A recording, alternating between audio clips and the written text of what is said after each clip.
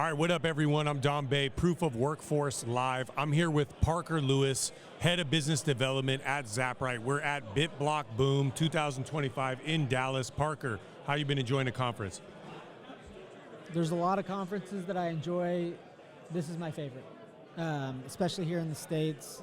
There's a lot, I love BTC Prague, but I think the first time I came to BitBlockBoom was 2018. I've been here every year since. Gary just has an incredible signal to noise ratio that I don't ever meet people here, both other people that are speaking or people that are participating that aren't here with intentionality. So I love the BitBlockBoom. It's been here in Dallas or the Dallas area. It was awesome for a few years. So great to be here. Yeah, high quality people, high signal. Speaking of signal, what's the latest at Zaprite? How do you view the future of Bitcoin payments, Bitcoin as digital cash? We're hearing a ton on the store of value. We hear that every day. Bitcoin's a store of value. It's an asset that you're going to hold and make money on. But what about Bitcoin as a digital peer-to-peer cash payment system? What's the latest at Zaprite? So my view is that in the end state, Bitcoin is a currency that is working to facilitate day-to-day commerce, and it's doing that for the lion's share of all the economic activity in the world. That's the end state. I'm somebody who personally believes that we get there a lot quicker than most people would think. I would think in the next decade or so that the world's on a Bitcoin standard, that's the way the world's going, and it will accelerate for a combination of reasons, because they're going to need to print more money and because Bitcoin, the underlying system, is gaining more and more strength and utility. One of the things that we're working on at Zaprite is providing commerce tools, and there's now, Bitcoin has matured to the level where there's sophistication in terms of the base layer, the Lightning Network. People are working on other second layer scaling solutions like Fedimint and Arc, but there's enough of a foundation to meaningfully build commerce tools on top, and that is a specific layer that is necessary to really usher in Bitcoin payments. And it is early, but it is also the logical end game that Bitcoin is not just a finite, scarce asset to then trade in and out of to other financial assets. It's perfectly capable of facilitating trade for direct commerce, and those tools just have to be built. So what we focus on are the tools that the Bitcoin-centric businesses needs in order to facilitate payment, as well as small to medium-sized businesses, but starting with people that already understand Bitcoin. If you don't understand why Bitcoin stores value, you're not logically going to accept it as payment, and you can't be everything to everyone. You have to start building the tools at the most logical points of adoption, and that's where we focus at Zaprite. For sure. I know for the people that are watching our channel, we worked a lot with you. Me and you worked together on a ton of things. Number one, I've used Zaprite for my nonprofit to facilitate donations in Bitcoin, and the platform works great. Two, in Santa Monica, the Santa Monica Bitcoin office hosted a peer-to-peer street festival, and we had multiple vendors that were interested in taking Bitcoin as a payment, supporting the ecosystem, learning about it. And I know you guys worked with one of the vendors, Aqua Frescas, a non-alcoholic beer. They had a lot of good things to say about the easy use. What are some new tools? Because you're always pushing, you're pushing the boundaries to make it easier and make Bitcoin payments appealing. What are some new things you're working on at Zaprite? Maybe features that are in the works or things that you'd like to see as far as Bitcoin payments? Yeah, so our API is getting really powerful. So anybody who's developing a custom application can easily integrate Zaprite for both Bitcoin and fiat payments. It's a big part of our philosophy that it's not just enabling Bitcoin, but driving Bitcoin payments. And the way that we do that is creating a great experience around Bitcoin payments for both the business's ease of setup, but then customers actually going through workflows to pay, that it's intuitive and easy to do, and that puts Bitcoin on equal footing as fiat. And for people that value Bitcoin, for business owners that value Bitcoin, that have a priority around accepting Bitcoin, being able to do it in a way where they have a unified checkout versus a kind of clunky two layers, like they plug in this tool for fiat, or another tool for a different kind of fiat, and then Bitcoin as a third potential rail. So our API, it enables both Bitcoin and fiat, but then importantly provides redundancy. So again, this is more for more mature companies. A lot of the companies that are early adopters of it are people that are otherwise servicing in some capacity Bitcoiners, either through Bitcoin events or Bitcoin mining or Bitcoin custody services, people selling goods and services to Bitcoiners.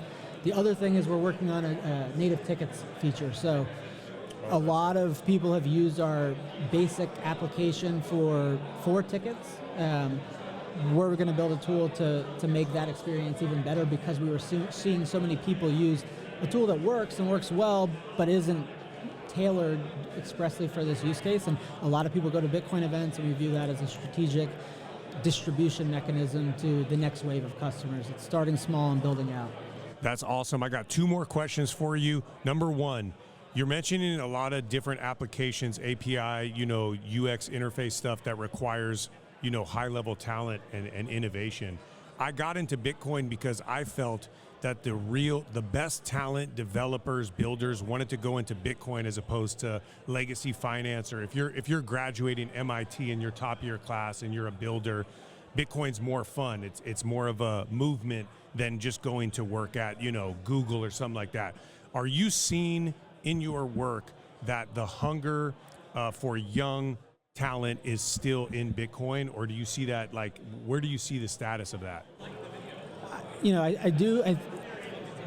Bitcoin attracts a certain type of person, and I would say that it's someone that's freedom-minded, that has, a level of independence, that wants to, people can easily look at Bitcoin and hear someone talk about how Bitcoin is the future of money and that the entire world's going to be operating on a Bitcoin standard and everyone's going to be taking Bitcoin payments, and believing that that world is so far off that they're unwilling to take the first step in the journey. Bitcoin attracts people that aren't afraid to work on the cathedral. I'm someone who happens to believe that it's a lot, that end state is a lot sooner. So, but those people, I think, pull from a combination of backgrounds. It's not like one archetype. It's the archetype of someone that values freedom and isn't afraid to dive into the abyss. And people that are high agency, right? Like, there's been a lot of complacency that's gotten us to this point in the fiat system. And so I like to think that those are the best people, the high agency people that aren't willing to accept the status quo, but demand better and are willing to work on it themselves. That's good to hear, for sure. Okay, last question. Give me 3 global events or things that happen that push Bitcoin as, a payment system or use of peer-to-peer digital cash. In your opinion, 3 major things that would, rapidly push that forward. I mean, we just saw this tariff situations happening, which obviously begets control of money. There is a massive attempt right now to control the flow of money and liquidity here at what is considered, right, the capital of the world for money and dominance. What are 3 things or a couple things that you see really pushing the envelope where people go, you know what, I'm going to learn about this thing, Bitcoin, and I'm going to use it as a peer-to-peer payment system, whether it's with my friends or with businesses, et cetera? So first and foremost, on the logical progression, somebody has to understand why Bitcoin stores value to then want to turn around and accept Bitcoin as goods and services. The number one thing that helps people understand that side of Bitcoin is money printing. Money printing is inevitable. So each episode, whether it's the Fed and accelerating towards another round of Fed money printing, or the European Central Bank or Japan, it doesn't matter. Wherever in the world money printing is going on, it helps people first connect that foundational idea to Bitcoin. Once you get to that foundational view of why you would want to store value in Bitcoin, it becomes very logical to then take that next leap of saying, well, I can just take this as payment and cut out a lot of middlemen in that process. So that's number one. That there's just a natural gravitational force and push that understanding the basis of Bitcoin as money progresses to the payments use case. Second thing is censorship, or value extraction from the fiat system. That once you understand Bitcoin and you want to start saving in, because it's a better way to preserve purchasing power and to pursue your interests in the world, that you start to see this layer of the fiat system as being it's not extraneous today, but it's increasingly introducing friction. And it, whether it's say the Canadian truckers getting censored, yep. People having their bank accounts that donated not having due process. Yeah, banks saying we don't have your money, or you need a week for us to get it out. Yeah. Things like Venmo saying you can get your money on Monday, that's going to cost you $25, or you can wait 4 days. Right. Yeah. And so that's the next layer. And then I'd say, the third and final layer is seeing Bitcoin used as money. Because what I talked about here is that when people, the Bitcoiners are the logical ones to demand Bitcoin as payment first. Yeah. As that graduates into more basic necessities in people's lives, people seeing restaurants accepting Bitcoin as payment, or small grocers accepting Bitcoin as payment, that connects what this is all about. That it knocks out the confusing nature, say, oh, I'm just saving this digital asset for what end?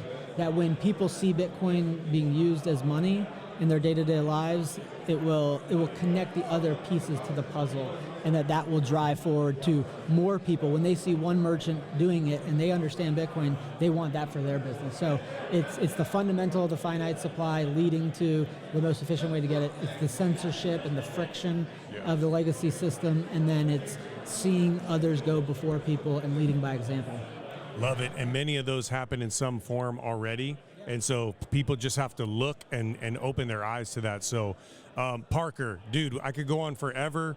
Love what you're doing at Zaprite. We've worked together a lot on a bunch of stuff. I see us working together in the future on what we're doing at Proof of Workforce, which is bringing Bitcoin to workers and wage earners. Obviously, peer-to-peer digital cash is built for the worker wage earner, who often is preyed upon on these type of things. Where can folks find you or get more info on Zaprite and everything you're working on? So they can check out us on the website, zaprite.com, zaprite.com. They can follow me on Twitter, X, Parker A. Lewis, and then I've got a blog, graduallythensuddenly.xyz. And I also have a book called Gradually Then Suddenly that explains the fundamentals of Bitcoin as money, and that can be found on Safe Dina Moose, the author of the Bitcoin Standards website, thesafehouse.com, safe spelled SAIF. Very cool. All right, well, thank you, Parker. Y'all, that's it for now. Don Bay, Proof of Workforce Live. Remember, if you're going to trade your time for money, make sure your money holds up over time. That's it for here at BitBlockBoom, and we'll talk to you soon. Thanks, Parker. Done. Yeah, man.